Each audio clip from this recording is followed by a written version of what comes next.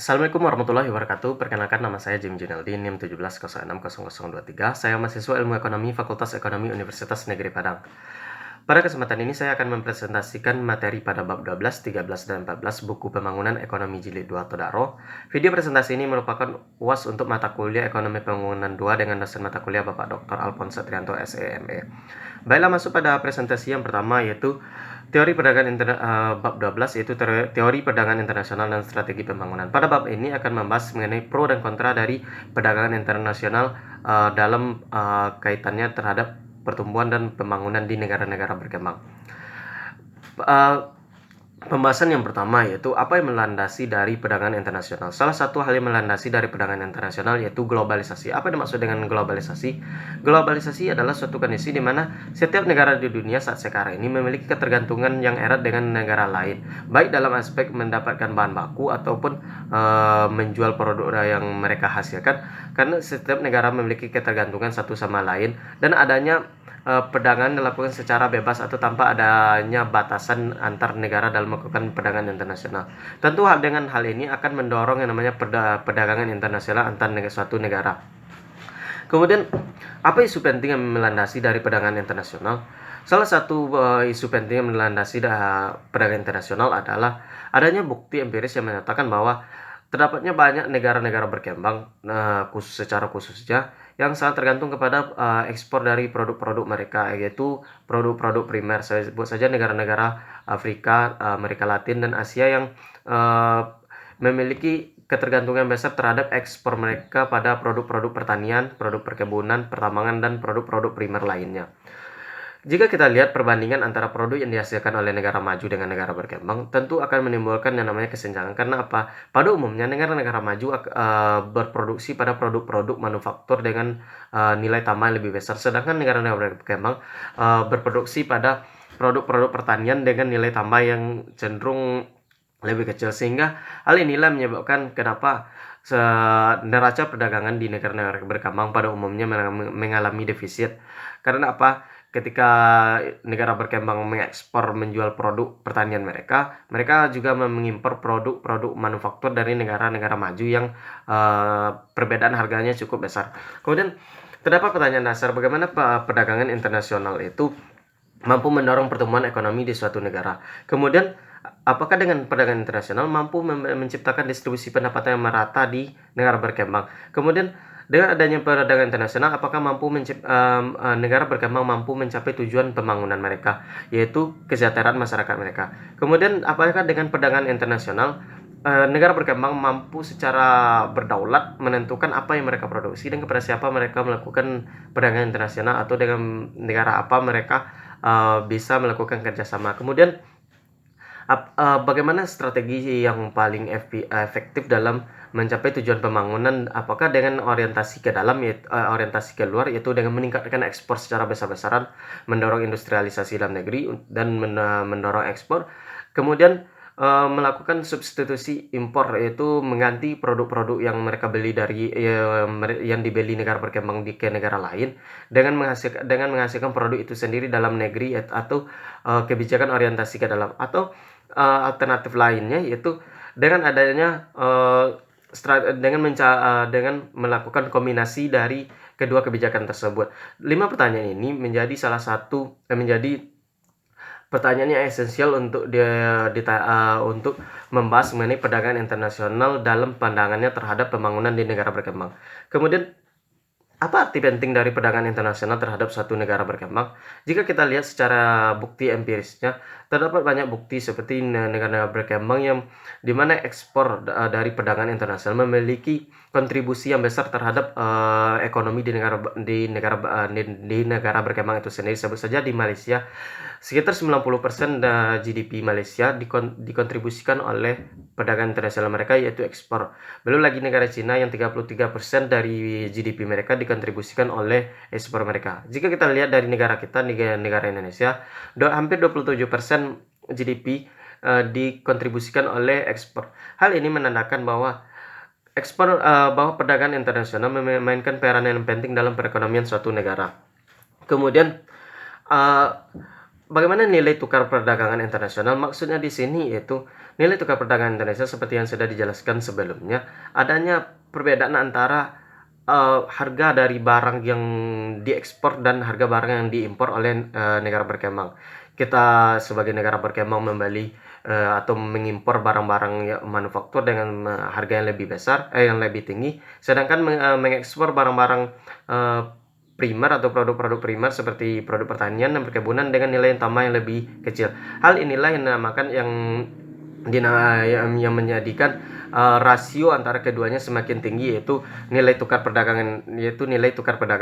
Kemudian ada kecenderungan bahwa rasio ini cenderung akan meningkat, yaitu yang disebut dengan hipotesis Prebissinger. Apa yang dimaksud dengan hipotesis ini?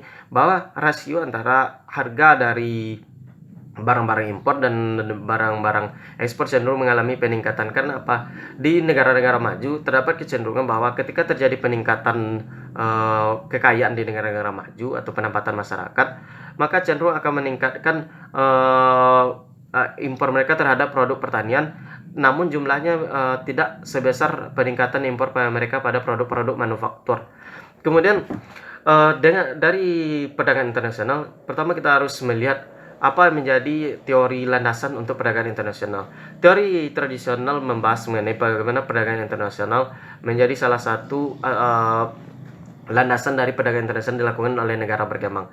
Teori tradisional yang pertama yaitu teori komparatif, di mana teori ini menyatakan bahwa suatu negara yang melakukan perdagangan internasional dengan negara lain, antara dua negara, sebut saja negara A dengan negara B atau negara Indonesia dengan Amerika. Ketika Indonesia fokus pada produk pertanian, karena Indonesia lebih memiliki kekayaan sumber daya alam yang melimpah, memiliki area lahan yang luas, mereka akan fokus kepada produk-produk pertanian. Karena dengan spesialisasi produk-produk pertanian, mereka akan mampu menghasilkan biaya lebih rendah. Sedangkan dengan misalkan negara Amerika yang menjadi partner perdagangan Indonesia akan berfokus pada produk-produk manufaktur, karena mereka lebih dominan atau berspesialisasi pada produk-produk manufaktur karena penguasaan teknologi yang lebih rendah, sehingga mampu menekan biaya. Namun ada suatu kondisi di mana misalkan ketika suatu negara maju mampu berproduksi secara lebih efisien terhadap kedua produk yang mereka perjualbelikan dengan negara berkembang, tentu secara teori tradisional hal ini akan melanggar teori komparatif, di mana tidak akan terjadinya perdagangan internasional, yaitu teori absolut, di mana salah satu negara mampu menekan biaya seefisien mungkin pada kedua produk tersebut. Namun ada pengecualian di sini, bahwa misalkan suatu negara maju tersebut, mereka akan melihat peluang yang lebih besar jika mereka menggunakan seluruh faktor produksi pada jika mereka menggunakan semua sumber daya pada satu produksi. Bagaimana pengaruh atau nilai yang mereka dapatkan jika dibandingkan dengan membagi faktor produksi yang mereka miliki pada produksi tertentu. Jika pada produksi memberikan hasil yang lebih besar, tentu mereka akan lebih fokus pada satu produksi saja, walaupun secara biaya mereka mampu menaikkan biaya untuk kedua jenis produksi tersebut. Hal inilah yang dinamakan dengan teori perdagangan komparatif. Kemudian teori selanjutnya yaitu anugerah faktor produksi, anugerah faktor relatif. Maksudnya di sini adalah suatu negara berkembang akan fokus kepada perdagangan internasional yang mereka secara alami mereka memiliki kelebihan pada kekayaan tertentu. Misalkan negara berkembang umumnya fokus kepada perdagangan internasional pada produk-produk alam. Karena apa? Secara umumnya mereka memiliki kekayaan sumber daya alam yang lebih melimpah, yang tanpa penggunaan teknologi mereka sudah dapat menjual produk-produk mereka ke negara lain. Hal ini bisa kita lihat pada kurva 12.1 yang memperlihatkan bagaimana perbandingan antara produksi antara negara berkembang dan negara maju. Pada bagian A yaitu melihat negara berkembang, B adalah negara maju. Negara A atau negara berkembang akan lebih fokus pada produksi pada produk-produk pertanian, karena secara umum, secara alami mereka memiliki kelebihan pada faktor-faktor alam, sehingga akan lebih fokus kepada pertanian. Dengan demikian pada perdagangan internasional mereka akan fokus pada pertanian dengan meningkatkan produksi, sehingga produksi berada di B. Kemudian mereka konsumsi terhadap manufaktur mereka juga akan mengalami peningkatan, yaitu di C dari awalnya di A. Pada kurva ini memperlihatkan bagaimana proporsi dari perdagangan internasional di suatu negara maju dan negara berkembang. Di negara berkembang, proporsi yang lebih besar ditunjukkan pada bagian pertanian, produk-produk pertanian, di mana mereka akan lebih fokus pada produk-produk pertanian. Sedangkan di negara-negara maju itu lebih fokus pada produksi di bidang manufaktur, dan mereka akan lebih mengimpor pada produk-produk pertanian karena mereka menspesialisasikan diri untuk produksi di barang-barang manufaktur. Balik pembahasan berikutnya yaitu mengenai kritikan terhadap asumsi dari teori perdagangan internasional yang dibahas sebelumnya, bahwa teori perdagangan tradisional bebas terdapat asumsi yang menjadi dasar pembahasan pada teori ini. Tetapi dalam kenyataannya terdapat beberapa hal yang menyebabkan teori ini dilanggar pada prakteknya. Sebut saja penggunaan sumber daya yang optimal, seperti sumber daya alam, tenaga kerja. Pada teori tradisional diasumsikan bahwa terjadinya penggunaan sumber daya alam secara penuh, penggunaan tenaga kerja secara penuh. Namun pada kenyataannya masih banyak penggunaan sumber daya yang digunakan itu belum semaksimal mungkin. Sebut saja penggunaan tenaga kerja negara berkembang yang masih banyak terdapat pengangguran, yang menandakan bahwa penggunaan sumber daya khususnya tenaga kerja masih sangat rendah. Hal ini tentu bertentangan dengan teori von surplus yang menyatakan bahwa misalkan dengan adanya perdagangan internasional mampu menstimulus untuk pertumbuhan ekonomi suatu negara. Misalkan dengan meningkatkan ekspor produk dari V, itu dengan adanya perdagangan internasional mereka akan meningkatkan ekspor mereka pada bagian B, itu produk-produk pertanian. Dengan demikian menandakan bahwa dengan adanya perdagangan internasional akan mendorong perekonomian suatu negara di negara berkembang. Kemudian di satu sisi mereka juga akan meningkatkan impor mereka. Namun peningkatan impor ini terjadi karena apa? Karena mereka mengkonsumsi suatu barang, khususnya barang-barang manufaktur, itu di luar garis produksi mereka, sehingga mengharuskan membeli produk dari luar. Hal inilah menyebabkan yang terjadinya impor. Jadi dengan adanya perdagangan internasional, menurut teori Van for Surplus ini mengatakan bahwa perdagangan internasional akan mendorong perekonomian suatu negara karena akan terjadinya penggunaan sumber daya yang lebih optimal. Namun pada kenyataannya masih banyak terdapat bukti yang menyatakan bahwa penggunaan sumber daya di negara berkembang masih belum semaksimal mungkin. Asumsi berikutnya yang dilanggar dari perdagangan internasional di negara berkembang yaitu pasar persaingan sempurna. Pada asumsi ini menyatakan bahwa terdapatnya pasar persaingan sempurna dari perdagangan internasional dilakukan antara satu negara dan negara lain. Namun pada kenyataannya masih banyak bukti yang menunjukkan bahwa perdagangan internasional yang dilakukan oleh antar negara, baik itu dilakukan pemerintah, swasta, masih terdapat beberapa yang dikuasai oleh pihak-pihak tertentu, sehingga seringkali kita melihat adanya pasar monopolistik, pasar oligopoli atau dan lain sebagainya, di mana ada beberapa pihak yang mampu menguasai pasar atau mampu menguasai harga dan produksi di negara-negara berkembang. Tentu hal ini bertentangan dengan asumsi dasar yang menyatakan bahwa salah satu syarat perdagangan internasional akan memberikan dampak atau manfaat yang lebih besar, yaitu dengan adanya pasar persaingan sempurna. Asumsi berikutnya yang dilanggar yaitu bahwa perdagangan internasional mensyaratkan pemerintah itu tidak ikut campur tangan dalam kegiatan perdagangan internasional. Namun pada kenyataannya di negara berkembang, pemerintah memainkan peran yang sangat penting dalam menjaga perdagangan internasional mereka, khususnya menjaga produksi domestik dari barang-barang impor, seperti penetapan tarif, subsidi, pajak, dan lain sebagainya. Hal ini menunjukkan bahwa adanya ikut campur tangan pemerintah di dalam perdagangan internasional. Kemudian asumsi lainnya yaitu bahwa perdagangan internasional akan menciptakan keseimbangan antara kedua negara yang melakukan perdagangan. Namun pada kenyataannya masih terdapat kesenjangan antara negara yang melakukan perdagangan internasional, apalagi negara yang melakukan perdagangan tersebut adalah negara maju dengan negara berkembang. Asumsi berikutnya yaitu perdagangan internasional memberikan keuntungan bagi semua masyarakat dan semua penduduk di negara berkembang. Namun pada kenyataannya masih terdapat ketimpangan yang besar di negara-negara berkembang. Karena apa? Karena masih banyak aspek ekonomi yang dikuasai oleh segelintir pihak tertentu, di mana manfaat dari perdagangan internasional tidak dapat dirasakan secara menyeluruh oleh semua masyarakat di negara-negara berkembang. Itulah beberapa asumsi yang dilanggar dari teori perdagangan internasional. Baiklah, masuk pada pembahasan berikutnya, yaitu mengenai bagaimana strategi perdagangan internasional ini yang memberikan dampak yang lebih besar terhadap pembangunan di suatu negara. Strategi yang pertama yaitu dengan adanya promosi ekspor, yaitu bagaimana suatu negara berkembang mampu menciptakan pangsa pasar mereka bagi produk-produk ekspor mereka, atau mampu mempromosikan bahwa produk yang mereka hasilkan itu memiliki kualitas dan memiliki harga yang kompeten di dunia internasional. Kemudian ekspor barang manufaktur, salah satu menjadi pendorong suatu perekonomian itu adanya produk-produk manufaktur, karena produk-produk manufaktur memiliki nilai tambah yang lebih besar pada suatu perekonomian di negara-negara suatu negara. Strategi berikutnya yaitu melakukan substitusi impor.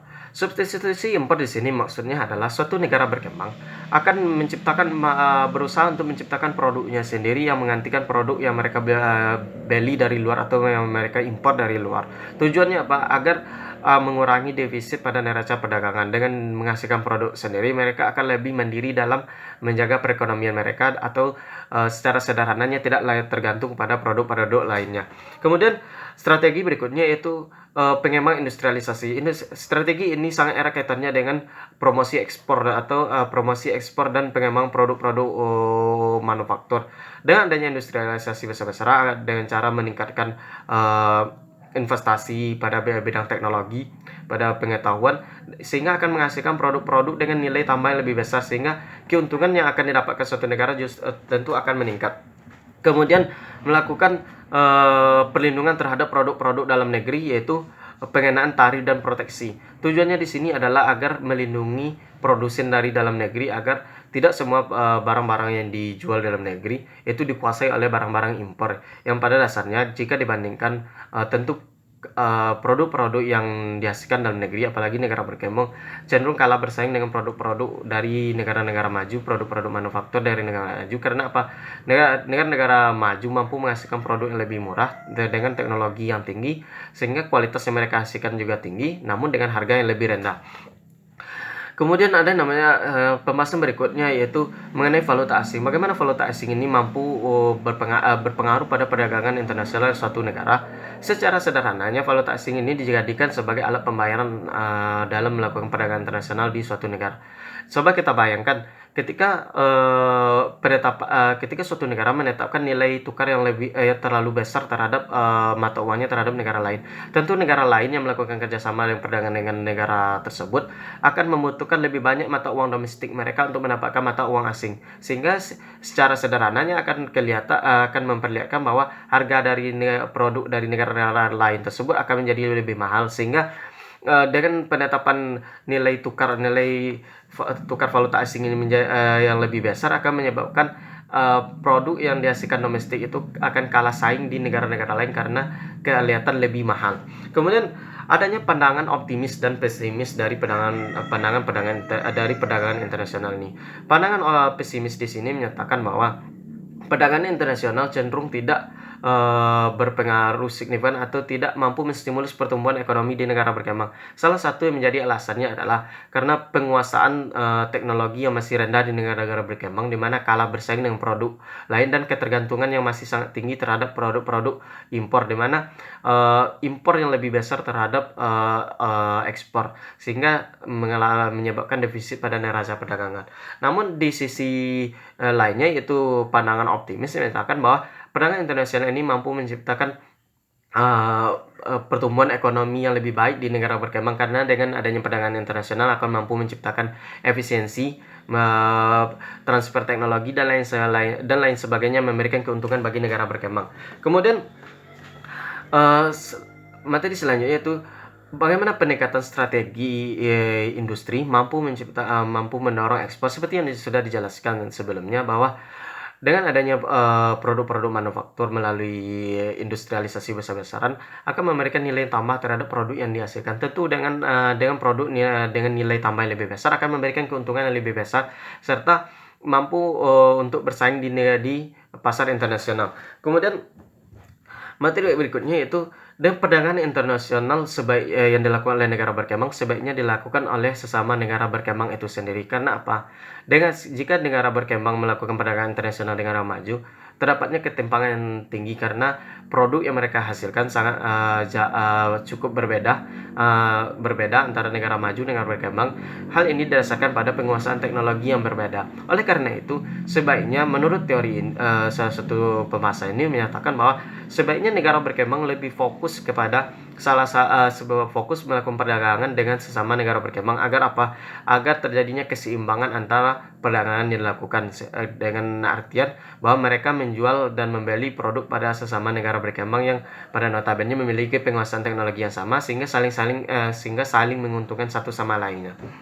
Materi yang terakhir yaitu teori teori perdagangan internasional ini melihat bagaimana perdagangan internasional mampu berkontribusi terhadap pembangunan negara berkembang. Ternyata salah satu aspek yang sangat penting dari perdagangan internasional ke negara berkembang adalah kebijakan-kebijakan yang dikeluarkan oleh negara-negara maju. Ternyata kebijakan-kebijakan yang dikeluarkan oleh negara maju seperti pengenaan tarif, kuota, dan lain sebagainya terhadap produk-produk dari negara berkembang cenderung berdampak langsung terhadap perdagangan di negara berkembang itu sendiri. Dengan pengenaan tarif terhadap produk-produk negara berkembang akan mengurangi kemampuan atau daya saing dari produk-produk negara berkembang tersebut di dunia internasional. Selain itu, masih sangat biasanya ketergantungan negara berkembang terhadap produk-produk negara maju bisa dimanfaatkan oleh negara-negara maju sebagai salah satu upaya mereka untuk menjaga perdagangan mereka agar negara maju mendapatkan keuntungan lebih besar, sehingga dapat kita simpulkan dari pembahasan yang terakhir ini bahwa salah satu yang menjadi penting dalam perdagangan internasional adalah kebijakan yang dikeluarkan oleh negara maju ternyata sangat berpengaruh besar terhadap bagaimana kemampuan suatu negara berkembang mampu bersaing di pasar internasional. Demikianlah pada bab 12, materi selanjutnya yaitu bab 13. Pada pembahasan berikutnya yaitu mengenai bab 12 yaitu mengenai kebijakan neraca pembayaran, utang, krisis keuangan dan stabilisasi. Isu utama yang menjadi pokok pembahasan pada bab ini yaitu mengenai apa-apa saja permasalahan-permasalahan di negara berkembang yang menyangkut mengenai kaitannya dengan pihak eksternal atau dunia internasional seperti bagaimana kondisi neraca pembayaran, krisis utang, krisis keuangan global yang melanda negara maju pada tahun 2007-2008 dan bagaimana dampaknya terhadap perekonomian di negara-negara berkembang. Hal ini yang akan dibahas pada bab ini yang memperlihatkan bagaimana kondisi-kondisi eksternal tersebut berpengaruh terhadap perekonomian di dalam domestik di negara-negara berkembang. Baik, materi kedua yaitu mengenai pos pembayaran. Pada neraca pembayaran, apa yang dimaksud dengan neraca pembayaran? Neraca pembayaran ini memperlihatkan seluruh transaksi berupa aliran masuk dan aliran keluar dari dana yang terjadi pada negara berkembang, termasuk pada perdagangan itu neraca perdagangan dan aliran modal. Hal ini menjadi sangat penting karena akan menentukan stabilitas dari perekonomian suatu negara berkembang. Kita ketahui bahwa pada umumnya negara-negara berkembang mengekspor produk-produk pertanian atau produk-produk primer dengan nilai tambah rendah dibandingkan dengan impor mereka pada produk-produk manufaktur dengan pengenaan teknologi yang lebih tinggi dengan harga yang lebih besar. Tentu hal ini menyebabkan perbedaan yang besar yang akan menyebabkan defisit pada neraca perdagangan, dan ini akan berpengaruh kepada neraca pembayaran di negara-negara berkembang. Neraca pembayaran ini tersendiri memperlihatkan adanya beberapa aliran masuk dan keluar dari transaksi yang dilakukan oleh suatu negara. Tentu saja suatu negara menginginkan bahwa neraca pembayarannya selalu mengalami surplus, yaitu bermakna bahwa aliran dana masuk itu lebih besar daripada aliran dana keluar yang mereka lakukan untuk melakukan pembiayaan ataupun dari aktivitas perdagangan internasional yang dilakukan oleh negara berkembang itu sendiri. Materi berikutnya yaitu defisit dan utang. Apa kaitannya antara defisit pada neraca pembayaran dengan utang yang dilakukan di negara-negara berkembang? Pada umumnya seperti yang sudah dijelaskan tadi, bahwa kebanyakan di negara berkembang mengekspor produk-produk primer yang memiliki nilai tambah yang lebih kecil, sedangkan mereka mengimpor dengan nilai pada produk-produk manufaktur dengan harga yang lebih besar, sehingga akan menyebabkan defisit. Untuk menutupi defisit inilah negara-negara berkembang melakukan pinjaman atau utang luar negeri terhadap negara lain. Dan inilah menjadi salah satu persoalan yang pokok yang akan dibahas pada bab ini, di mana ketika defisit ini dalam jangka panjang selalu mengalami gap yang semakin besar, tentu akan membutuhkan pembiayaan yang besar juga untuk menutupinya, yaitu melalui utang. Lama-kelamaan akan terjadinya penumpukan utang atau akumulasi utang yang semakin besar yang dialami oleh negara berkembang. Seperti kita bahas di bab ini memperlihatkan bagaimana akumulasi utang di negara-negara berkembang mengalami peningkatan pada tahun 1980-an, di mana negara berkembang memacu pertumbuhan ekonomi mereka dengan melakukan pinjaman atau utang luar negeri terhadap baik itu utang terhadap bank umum ataupun terhadap terhadap Bank Dunia dan IMF. Pada persoalan defisit neraca pembayaran ini, negara berkembang pada tahun 80-an atau di akhir tahun 70-an, mereka mencari alternatif pinjaman lain, yaitu dari pihak-pihak swasta, yaitu dari negara-negara kaya ataupun bank-bank umum yang ada di dunia. Mereka lebih memilih ke bank-bank tersebut daripada seperti di IMF ataupun World Bank. Karena apa? Karena dengan lebih mudahnya melakukan pinjaman terhadap bank-bank umum dibandingkan dengan IMF atau World Bank yang mengharuskan mensyaratkan hal-hal tertentu yang terkadang lebih mudah negara berkembang tersebut melakukan pinjaman terhadap bank-bank umum di negara-negara lain. Hal ini apa yang melandasinya? Karena apa? Dengan adanya kenaikan pada harga minyak dunia pada tahun 70-an, menyebabkan di negara-negara kaya seperti negara-negara Arab ataupun OPEC, itu organisasi pengekspor minyak dunia, mereka mendapatkan surplus yang besar terhadap hasil penjualan dari minyak mereka. Dari hasil penjualan minyak mereka inilah mereka kemudian menabungkan surplus mereka pada bank-bank umum, dan bank-bank umum inilah yang memiliki kelebihan dana kemudian menyalurkannya kepada negara berkembang. Inilah merupakan salah satu kenapa bank dunia atau bank umum mampu memberikan pinjaman terhadap negara-negara lain, karena adanya siklus yang dinamakan dengan daur ulang dari petrodolar. Karena kebanyakan negara-negara berkembang ini pada tahun 80-an atau akhir tahun 70-an melakukan pinjaman terhadap bank-bank umum, dibandingkan dengan melakukan pinjaman kepada terhadap Bank Dunia atau IMF. Karena apa?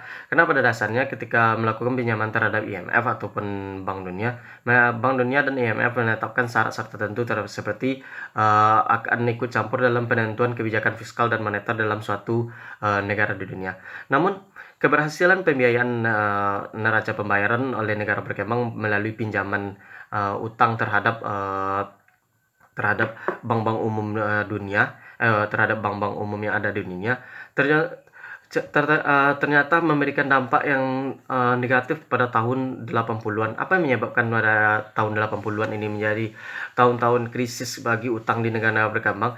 Yang menjadi salah satu menjadi alasannya yaitu ketika tahun-tahun ini harga-harga komoditas khusus termasuk minyak mengalami penurunan yang signifikan, sehingga terjadi penurunan terhadap pendapatan di berbagai negara termasuk di negara-negara berkembang. Belum lagi masalah proteksionisme yang dilakukan oleh negara-negara maju untuk melindungi produk mereka, yang membatasi produk-produk ekspor dari negara-negara berkembang. Tentu hal ini akan berpengaruh kepada kemampuan negara-negara berkembang dalam daya saingnya terhadap produk-produk negara maju ataupun pangsa pasar dari produk-produk negara berkembang di negara-negara maju. Selain itu, salah satu melandasi krisis utang yang terjadi pada tahun 80-an itu adanya beberapa negara-negara berkembang di dunia menetapkan nilai tukar yang terlalu tinggi terhadap mata uang asing, sehingga menyebabkan harga dari barang-barang yang mereka hasilkan atau produk ekspor mereka seolah-olah mahal di dunia internasional, sehingga daya saingnya mereka menjadi turun. Hal ini lama-kelamaan akan menyebabkan defisit pada neraca pembayaran atau melalui neraca perdagangannya, sehingga dia mengharuskan lagi untuk melakukan pinjaman atau melakukan utang ke pihak lain atau pihak eksternal, pihak bank umum yang ada di dunia, sehingga lama-kelamaan jumlahnya mengalami peningkatan, serta belum lagi beban bunga yang akan mereka bayarkan, serta jatuh tempo yang tidak terlalu lama. Kita sudah membahas mengenai bagaimana gambaran umum dari utang yang dialami oleh negara-negara berkembang. Kemudian muncul pertanyaan, apa sih yang mendasari dari adanya kemunculan utang di negara-negara berkembang tersebut? Salah satu yang mendasarinya adalah ketika tahun 70-an, seperti antara tahun 75 sampai tahun 79, terjadi peningkatan lonjakan harga minyak dunia yang menyebabkan negara-negara pengekspor minyak seperti OPEC mendapatkan surplus yang melimpah dari transaksi perdagangan ekspor minyak dunia yang mereka lakukan. Dengan demikian, surplus tersebut surplus yang mereka dapatkan kemudian mereka simpan di berbagai bank umum yang ada di dunia, khususnya bank-bank Eropa. Dengan demikian, bank-bank Eropa memiliki jumlah simpanan yang besar yang dapat mereka salurkan ke berbagai negara. Dengan demikian, mereka memberikan stimulus untuk negara-negara berkembang untuk melakukan pinjaman terhadap mereka, dibandingkan negara berkembang melakukan pinjaman terhadap Bank Dunia atau IMF, karena pinjaman yang dilakukan pada Bank Dunia dan IMF pada umumnya mensyaratkan bahwa negara berkembang atau negara peminjam tersebut harus mengikuti aturan mereka seperti intervensi pada kebijakan moneter dan fiskal, sedangkan pada bank umum lebih mensyaratkan syarat yang lebih mudah, tetapi dengan beban utang yang lebih besar. Namun lama-kelamaan utang tersebut mengalami akumulasi yang jumlah yang besar. Pada tahun 80-an, seperti sudah dibahas, terjadi anjloknya harga berbagai bahan komoditas, khususnya komoditas dari negara-negara berkembang, serta adanya proteksi dari negara-negara maju untuk membatasi produk-produk dari negara-negara berkembang. Dengan demikian menyebabkan kemampuan negara berkembang untuk bersaing di dalam perdagangan internasional semakin rendah. Dengan demikian, produk yang mereka hasilkan atau produk yang dihasilkan negara-negara berkembang cenderung mengalami penurunan dalam dunia internasional. Dengan demikian akan berpengaruh kepada kemampuan suatu negara dalam menghasilkan pendapatan dari ekspor yang dari negara-negara dari perdagangan itu sendiri. Pada saat yang sama, dalam jangka waktu yang tidak terlalu lama juga terjadi jatuh tempo utang terhadap pinjaman yang mereka lakukan, karena pada umumnya pinjaman yang dilakukan pada bank-bank umum yang ada di dunia tidak dalam jangka panjang atau dalam jangka pendek, sehingga pada satu kondisi perekonomian mereka juga sedang memburuk karena adanya proteksi dan kemampuan daya saing yang semakin rendah di dalam dunia internasional, menyebabkan defisit neraca pembayaran negara-negara berkembang semakin besar. Oleh karena itu, mereka mengharuskan lagi apakah harus melakukan pinjaman mereka harus mengharuskan lagi untuk melakukan pinjaman ke pihak lain agar mengurangi defisit. Dengan demikian lama-kelamaan utang tersebut mengalami akumulasi yang semakin besar. Sebenarnya pada kondisi ini negara berkembang dapat saja memilih antara dua pilihan, yaitu apakah dengan memotong impor mereka ataupun dengan melakukan pinjaman. Namun kebanyakan di negara-negara berkembang cenderung untuk meningkatkan pinjaman mereka kembali, karena kalau dengan membatasi impor tentu akan berpengaruh kepada perekonomian domestiknya secara langsung, yaitu produk yang beredar di dalam negeri akan semakin sedikit. Kemudian lebih memilih kepada melakukan pinjaman terhadap melakukan pinjaman lagi, sehingga lama-kelamaan utang akan menumpuk. Dengan utang yang menumpuk ini menyebabkan risiko yang semakin besar. Inilah yang menyebabkan kenapa pada tahun 80-an juga terjadi capital outflow atau capital flight di negara-negara berkembang. Karena apa? Investor takut untuk menanamkan modal mereka di negara berkembang, lebih baik memindahkan ke negara-negara lain yang dirasa lebih memiliki risiko yang lebih kecil dalam perekonomian mereka. Dengan adanya krisis ini, yang dilakukan akibat adanya akumulasi utang yang semakin besar, belum lagi ditambah dengan beban bunga yang harus ditambahkan, yang harus dibayarkan oleh negara berkembang, maka IMF sebagai lembaga moneter internasional ikut turun campur tangan dalam menanggulangi berbagai permasalahan krisis utang yang dialami oleh negara-negara berkembang, yaitu dengan melakukan pemberian pinjaman terhadap negara berkembang. Selain itu juga melakukan intervensi terhadap kebijakan-kebijakan di dalam negeri di negara-negara berkembang. Jadi kebijakan IMF ini sebagai organisasi internasional, pada dasarnya ketika suatu negara berkembang atau suatu negara melakukan pinjaman terhadap IMF, mereka juga akan ikut campur atau melakukan intervensi terhadap negara dalam kebijakan negara tersebut, baik kebijakan moneter maupun kebijakan fiskal. Pada umumnya ada beberapa kebijakan yang dikeluarkan oleh IMF terhadap perekonomian di negara berkembang atau melakukan intervensi. Yang pertama itu mengharuskan negara-negara berkembang melakukan liberalisasi atau membebaskan perdagangan internasional dengan negara-negara lain, termasuk negara-negara maju, agar terjadinya efisiensi dalam perdagangan dan menciptakan persaingan yang lebih sempurna. Kemudian melakukan devaluasi mata uang domestik terhadap mata uang asing. Tujuannya apa? Agar produk-produk dari negara berkembang seolah-olah lebih murah dibandingkan produk-produk negara maju, sehingga dengan demikian harga dari produk dari negara-negara berkembang akan lebih murah di pasar internasional. Kemudian melakukan pembatasan kredit dan memberikan pembatasan kredit serta melakukan pengawasan terhadap perbankan di negara berkembang agar krisis yang terjadi tidak berdampak agar tidak menjalar ke berbagai aktivitas kehidupan masyarakat yang ada di negara-negara berkembang. Kemudian bagaimana jika utang tersebut akumulasinya besar tetapi mereka tidak bisa membayar utang mereka? Hal inilah yang dilakukan untuk bagaimana negara berkembang berupaya untuk terbebas dari utang dengan melakukan swap utang, yaitu memindahkan utang yang mereka miliki terhadap kepemilikan saham, seperti ketika negara berkembang memiliki utang tetapi mereka tidak mampu membayar utang tersebut, mereka akan memberikan sejumlah porsi saham pada perusahaan-perusahaan yang mereka miliki terhadap pihak-pihak yang memberikan keuntungan, tentu dengan yang memberikan utang tersebut. Tentu dengan demikian kita dapat menyimpulkan bahwa dengan adanya hal tersebut akan memberikan utang tersebut akan dikonversi menjadi kepemilikan aset dalam suatu negara-negara berkembang. Kemudian pembahasan berikutnya yaitu mengenai utang najis. Apa yang dimaksud dengan utang najis? Ternyata ada suatu kecenderungan di negara-negara berkembang bahwa utang yang dilakukan oleh negara berkembang cenderung digunakan oleh pihak-pihak penguasa atau pemerintah yang tidak demokratis, yang tidak digunakan untuk kepentingan masyarakat, sehingga utang ini digunakan untuk kepentingan mereka secara pribadi yang dapat merugikan negara dan akan berdampak jangka panjang. Jadi hal ini sangat berdampak negatif bagi perekonomian suatu negara. Alih-alih menggunakan utang ini sebagai stimulus untuk pertumbuhan, melainkan pada penggunaannya untuk sektor-sektor konsumtif, khususnya sektor-sektor konsumtif yang menguntungkan salah satu pihak, atau menguntungkan penguasa yang tidak demokratis di dalam suatu negara berkembang.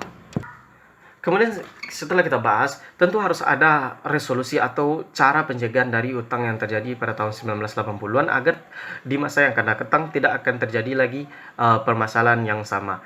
Oleh karena itu, salah satu cara yang dilakukan yaitu melakukan peringanan terhadap beban utang serta melakukan kebijakan pemberian utang yang lebih spesifik atau lebih memenuhi syarat tertentu agar utang yang terjadi pada krisis utang yang terjadi pada tahun 80-an tidak terjadi lagi di masa yang akan datang, khususnya pada negara-negara berkembang yang ekonominya masih lemah. Baiklah, materi yang terakhir yaitu bagaimana krisis keuangan global pada tahun 2007 dan 2008 berpengaruh terhadap perekonomian di negara berkembang. Sebelumnya kita harus paham terlebih dahulu apa sih yang melatar belakangi krisis keuangan global pada tahun 2007-2008. Pada umumnya krisis ini terjadi di Amerika Serikat yang terjadi menyangkut permasalahan yang disebabkan oleh peraturan perbankan yang di Amerika Serikat yang menyebabkan krisis.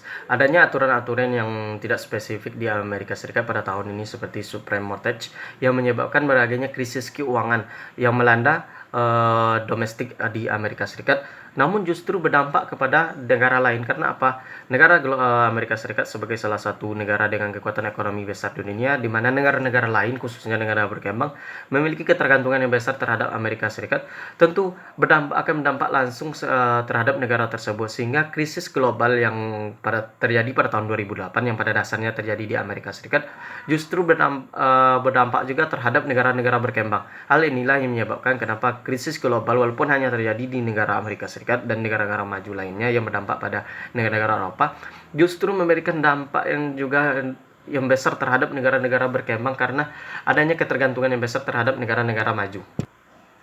Dampak-dampak ini meliputi seperti dampak terhadap pertumbuhan ekonomi, di mana terjadi penurunan selama periode krisis keuangan global yang terjadi di Amerika Serikat dan negara-negara Eropa, menimbulkan penurunan terhadap pertumbuhan ekonomi di negara-negara berkembang. Belum lagi peningkatan terjadi pengangguran, kemiskinan, dan penurunan transfer dari tenaga kerja negara berkembang yang ada di luar negeri terhadap ke dalam negaranya. Hal ini menyebabkan permasalahan keuangan yang semakin besar di dalam negara berkembang. Belum lagi permasalahan sosial lainnya seperti kemiskinan dan masalah kesehatan. Bagi negara-negara tertentu seperti Cina, pada periode ini mengalami penurunan ekspor yang sangat signifikan. Oleh karena itu, pada periode ini Cina menurunkan nilai mata uangnya agar produk mereka tetap bersaing di dalam dunia internasional. Inilah merupakan salah satu dampak dari krisis keuangan global yang terjadi pada tahun 2007-2008 di negara berkembang, yang pada intinya adalah krisis yang terjadi tersebut memiliki dampak yang sangat besar terutama pada negara-negara berkembang, walaupun krisis tersebut bukan terjadi di negara berkembang, tetapi karena adanya ketergantungan yang besar, maka negara berkembang mendapatkan imbas yang cukup besar dari krisis yang terjadi. Inilah materi pada bab 13. Baiklah, selanjutnya itu materi pada bab 14. Bab 14 ini melihat bagaimana investasi asing itu dalam pandangan pembangunan di negara berkembang, yaitu kontroversi dan peluangnya. Maksudnya di sini apakah dengan adanya investasi asing langsung atau investasi langsung justru memberikan dampak positif atau dampak negatif, sehingga adanya pro dan kontra dari adanya investasi asing terhadap negara-negara berkembang. Pada saat sekarang ini, pada saat dunia modern ini, kita bisa melihat berbagai perusahaan-perusahaan multinasional yang ada di negara berkembang. Sebut saja kalau kita lihat di Indonesia seperti perusahaan Unilever yang pada dasarnya merupakan perusahaan dari Belanda, tetapi juga bisa membangun usahanya di Indonesia, dan belum lagi perusahaan-perusahaan lainnya yang mengembangkan atau mengekspansi bisnis mereka di negara-negara berkembang. Hal ini terjadi karena apa? Di negara-negara berkembang dengan jumlah penduduk yang besar, yang lebih dari 2/3 penduduk dunia itu merupakan negara-negara berkembang, menjadi peluang tersendiri bagi pemilik perusahaan-perusahaan swasta di negara-negara maju untuk membangun usaha seperti perusahaan dan pabrik mereka di negara-negara berkembang. Pembahasan yang pertama yang kita lihat di sini yaitu investasi asing langsung yang dilakukan oleh negara lain melalui perusahaan multinasional atau MNC mereka. Kita bisa melihat di berbagai negara berkembang, khususnya Indonesia, seperti sudah dijelaskan sebelumnya, ada perusahaan Unilever yang ada di Indonesia. Hal inilah menjadi pembahasan pada bab ini, bagaimana investasi tersebut, baik langsung maupun investasi portofolio, berdampak pada perekonomian di suatu negara berkembang. Apakah dengan adanya investasi asing ini, seperti melalui perusahaan-perusahaan pembangunan perusahaan-perusahaan multinasional di negara berkembang, akan menopang pertumbuhan ekonomi dan menstimulus pertumbuhan ekonomi di negara berkembang? Hal inilah menjadi salah satu pertanyaan yang mendasar. Pada beberapa dekade terakhir terjadi peningkatan yang besar oleh perusahaan-perusahaan swasta untuk menanamkan modal mereka dan membangun perusahaan-perusahaan mereka di negara berkembang karena prospek untuk pangsa pasar yang besar di negara-negara berkembang, sehingga banyak perusahaan-perusahaan MNC, perusahaan multinasional mengembangkan unit usaha mereka di negara berkembang. Tentu dengan adanya investasi asing langsung ini menimbulkan pro dan kontra bagi negara berkembang itu sendiri. Karena buktinya empiris menunjukkan bahwa terdapatnya beberapa perbedaan dari hasil dari adanya investasi asing yang dilakukan di negara-negara berkembang. Yang pertama yaitu kita lihat dari pihak pro, yaitu pihak yang mendukung aliran investasi asing langsung ini. Kenapa? Dengan investasi, menurut pandangan pro terhadap aliran investasi asing langsung ini, bahwa dengan adanya FDI itu investasi asing langsung mampu mendorong perekonomian suatu negara, menciptakan manajemen yang lebih baik di negara tersebut, transfer teknologi, peningkatan valuta asing, dan peningkatan tabungan. Hal ini secara umum memberikan manfaat bagi perekonomian suatu negara yang mampu menunjang perekonomian suatu negara dan menciptakan pembangunan yang lebih cepat di negara berkembang. Namun hal ini bertolak belakang dengan pihak kontra yang menyatakan bahwa dengan adanya FDI ini justru meningkatkan kesenjangan yang tinggi. Karena apa? Keuntungan yang didapatkan oleh pembangunan MNC menurut pihak kontra adalah hanya bermanfaat bagi pihak-pihak swasta yang memiliki modal yang besar, seperti pemilik perusahaan asing yang mendapatkan keuntungan. Belum lagi ketika dikatakan penggunaan tenaga kerja, masih banyak penggunaan tenaga kerja asing atau tenaga kerja dari luar yang dipekerjakan di perusahaan-perusahaan MNC. Tetapi belum semua teknologi dan manajemen dari perusahaan-perusahaan multinasional dapat ditransferkan ke pihak lokal atau penduduk lokal.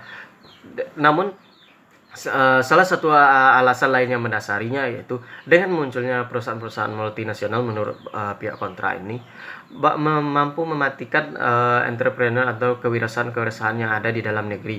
Hal ini karena apa? Dengan adanya perusahaan-perusahaan multinasional yang mereka memiliki modal yang besar, memiliki teknologi yang besar, akan mampu menghasilkan produk yang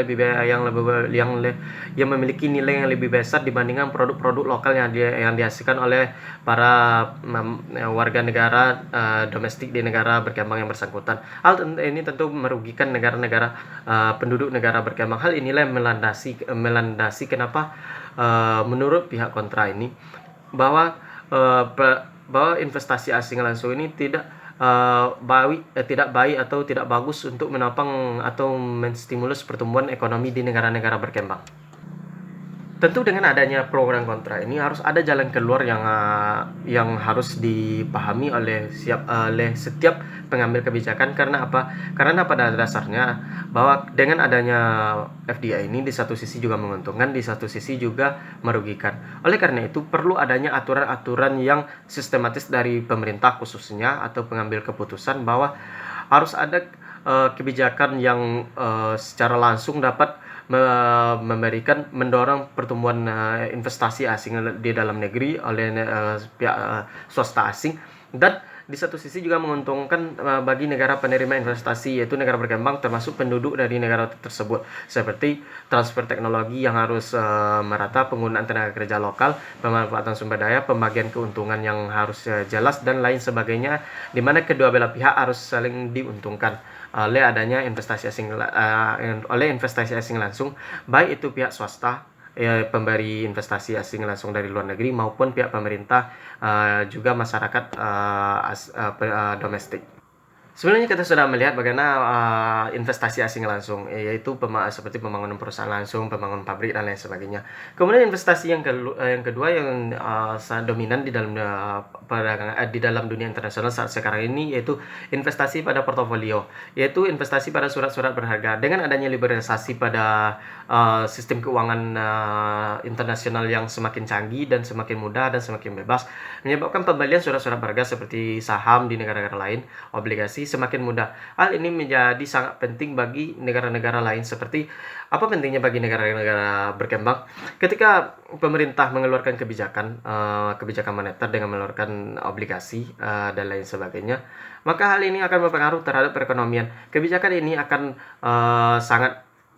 efektif ketika pasar atau masyarakat akan meresponnya dengan cepat atau memberikan responnya yang baik terhadap kebijakan pemerintah seperti mengeluarkan obligasi. Dan salah satu pihak yang turut andil dalam efisiensi dari kebijakan pemerintah ini yaitu pihak swasta yang melakukan pembelian surat berharga di negara-negara berkembang. Seperti pemerintah mengeluarkan obligasi untuk menstabilkan nilai tukar, maka pihak asing akan membeli sehingga mendatangkan valuta asing ke dalam negara tersebut dengan tujuan untuk menstabilkan ekonomi. Namun hal ini dalam satu pandangan memberikan dampak yang positif terhadap stabilitas perekonomian suatu negara melalui kebijakannya. Namun di lain sisi bahwa pemerintah sebagai pengambil kebijakan juga harus memperhatikan bahwa investasi pada portofolio ini merupakan investasi yang sangat rentan. Maksudnya di sini sangat mudah pihak asing untuk melakukan penarikan dananya secara besar-besaran karena tidak adanya hambatan. Kalau di FDI tentu sangat sulit untuk ketika sudah membangun pabrik sangat sulit untuk menarik pembangun itu kembali ke negaranya. Tetapi pada investasi portofolio itu sangat aliran dana itu sangat mudah keluar masuk di dalam negara sehingga negara-negara berkembang yang mengkhususkan di mana pihak asing yang memiliki kontribusi yang besar dalam pembelian surat-surat berharga di negara berkembang harus memperhatikan bahwa investasi portofolio ini mudah sekali mengalami kerentanan, yaitu mudah atau masuknya aliran dana, sehingga sewaktu-waktu bisa saja pihak asing atau pihak asing menarik dana dari investasi portofolionya dari dalam negeri yang akan berisiko pada kerentanan ekonomi di dalam negeri. Materi berikutnya yaitu manfaat dari pengiriman uang dari luar negeri. Apa maksudnya di sini? Coba bayangkan ketika tenaga kerja dari negara berkembang bekerja di luar negeri, kemudian pendapatan mereka kirimkan keluar dalam bentuk mata uang asing, tentu akan meningkatkan valuta asing yang masuk ke dalam negara berkembang. Hal inilah yang menjadi pendorong dari salah satu stabilitas di perekonomian di negara berkembang, bahwa pertumbuhan pengiriman uang dari luar, yaitu hasil dari misalkan hasil dari tenaga kerja penduduk negara berkembang di negara lain, akan berkontribusi besar terhadap peningkatan valuta asing yang masuk ke dalam negara berkembang, sehingga dengan demikian bahwa jumlah cadangan devisa di negara-negara berkembang akan meningkat melalui pengiriman uang tersebut. Dengan demikian dapat kita simpulkan bahwa peranan pengiriman uang dari penduduk negara berkembang yang bekerja di luar negeri sangat memainkan peran yang penting dalam peningkatan valuta asing di negara berkembang. Materi berikutnya yaitu pro dan kontra dari bantuan asing yang diberikan oleh negara lain terhadap negara berkembang. Hal ini menimbulkan pertanyaan, apakah bantuan yang diberikan oleh negara-negara pendonor seperti negara-negara maju berkontribusi besar terhadap perekonomian di negara-negara berkembang?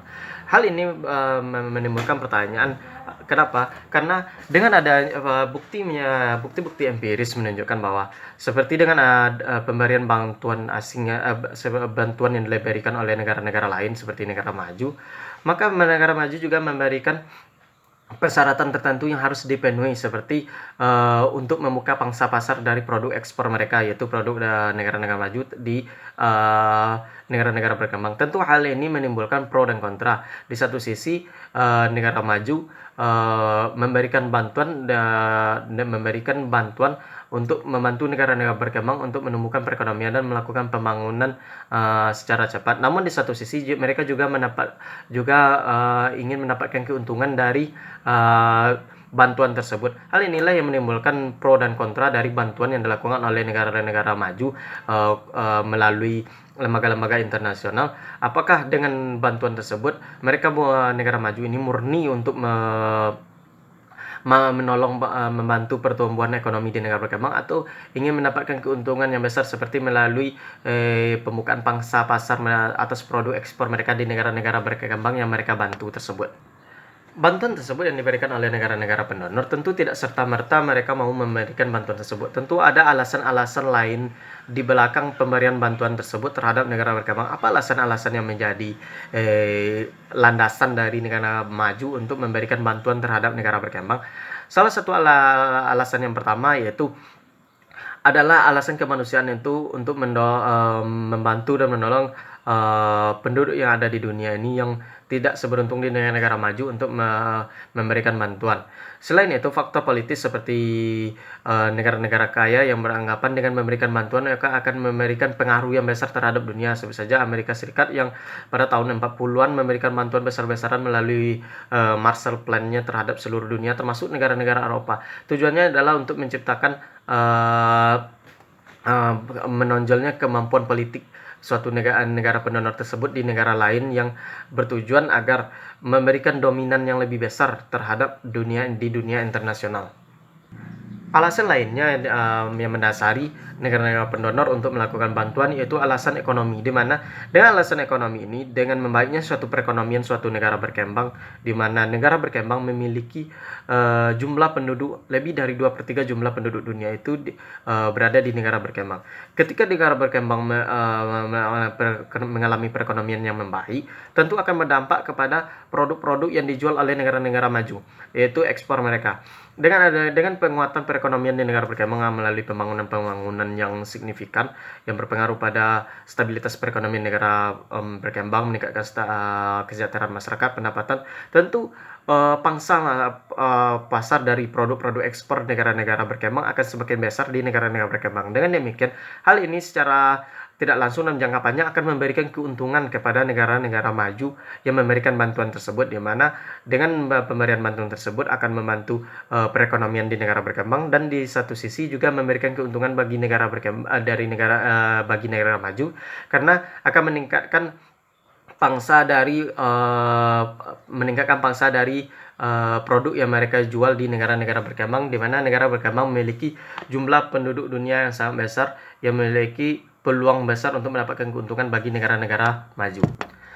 Padahal pada dasarnya bantuan-bantuan yang diberikan oleh negara-negara pendonor ini walaupun memberikan keuntungan, tetapi harus mensyaratkan syarat-syarat tertentu bagi negara-negara penerima atau negara berkembang. Kemudian mengapa negara-negara penerima ini mau menerima bantuan dari negara-negara pendonor, padahal ada syarat-syarat tertentu? Karena ketidakadanya pilihan lain untuk meningkatkan perekonomian dan meningkatkan kesejahteraan masyarakat. Karena dengan bantuan ini, negara berkembang secara langsung mendapatkan keuntungan dari adanya bantuan tersebut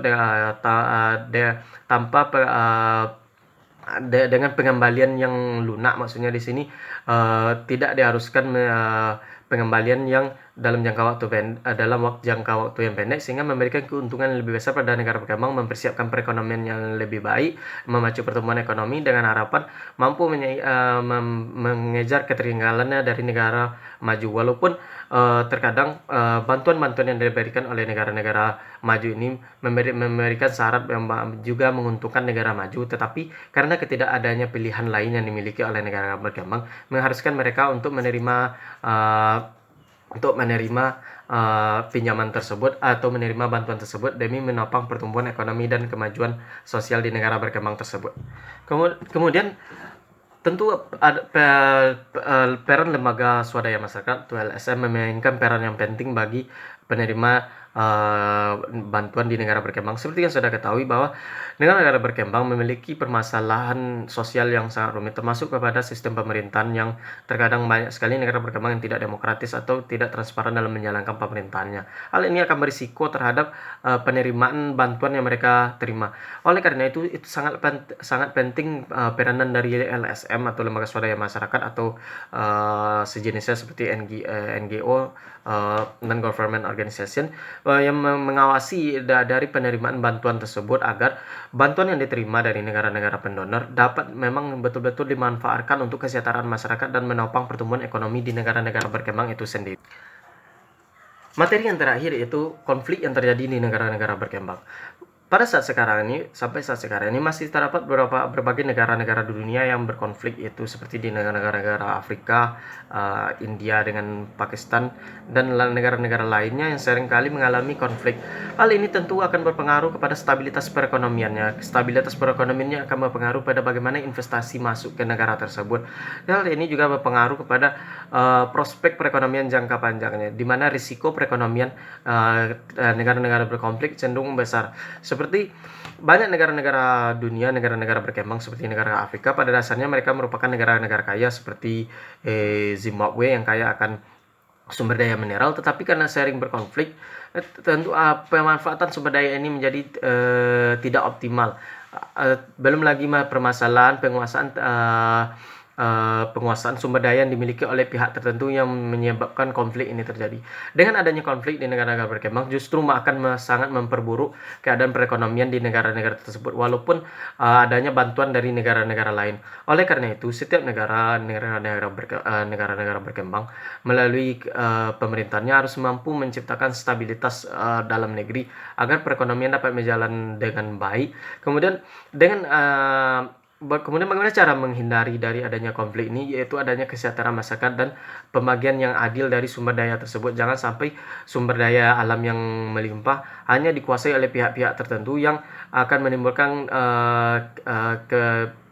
kesenjangan sosial yang menyebabkan salah satu pihak atau beberapa pihak di dalam masyarakat menerima rasa ketidakpuasan dari adanya sumber daya tersebut atau sumber daya yang dimiliki dimanfaatkan oleh beberapa pihak saja yang mendapatkan keuntungan, sedangkan pihak yang lain tidak mendapatkan keuntungan, sehingga kesejahteraan itu mengalami kesenjangan yang semakin tinggi. Oleh karena itu, inilah yang menyebabkan kenapa konflik di negara-negara berkembang semakin masih sangat banyak sampai saat sekarang ini, seperti negara-negara Afrika, negara India, dan negara lainnya, yang pada dasarnya bukan disebabkan oleh negara lain, tetapi adanya kepemilikan penguasaan sumber daya alam oleh pihak-pihak tertentu yang mendapatkan keuntungan langsung, sedangkan pihak lain yang juga memiliki hak yang sama untuk mendapatkan keuntungan dari kepemilikan sumber daya tersebut justru tidak mendapatkan keuntungan yang seharusnya mereka dapat terima. Mungkin demikianlah materi materi presentasi UAS untuk mata kuliah FP2. Saya mengucapkan terima kasih atas perhatiannya dan minta maaf atas kesalahan baik dari penyebutan kata, contoh, dan lain sebagainya. Terima kasih. Assalamualaikum warahmatullahi wabarakatuh.